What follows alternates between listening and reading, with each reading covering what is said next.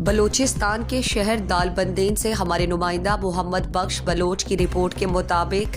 कशानी कबाइल का सरदार हाजी शाहजहां कशानी की सरबराही में मलिक मोहम्मद हनीफ कशानी की रिहाइशगाह सोरगल दालबंदीन में जमीयत उलमा इस्लाम के नामजद उम्मीदवार बराए PP 32 जागी मीर अमानुल्लाह खान नोतिजई की हिमायत में ग्रैंड हिमायती प्रोग्राम का इनेकाद हुआ। हिमायती जलसे से साबिक डिस्ट्रिक्ट चेयरमैन मीर दाऊद खान नोतिजई, सरदार शाहजहां कशानी, शुएब कशानी और दीगर ने खिताब में कहा कि ज़िला चागी के बाशऊर अवाम 8 फरवरी को सोच समझ कर अपना वोट कास्ट करें, क्योंकि वोट एक कौमी अमानत है जिसकी कभी खयानत ना की जाए। उन्होंने कहा कि सेंदक प्रोजेक्ट के पैसों से लोगों को राशन और मराद देकर वोट हासिल नहीं किए जाते। हमारे आज के सख्त तरीन मुखालिफ कल तक हमारे साथ रहे थे, मगर 2018 के इलेक्शन में हमारे मद्दे मुकाबिल उम्मीदवार की हिमायत की। इसके बावजूद 2018 के जनरल इलेक्शन में मीर अमानुल्लाह नोतिजई ने तमाम पार्टियों के मुश्तरका उम्मीदवार के मुकाबले में एक बेहतरीन वोट हासिल करके ये साबित कर दिया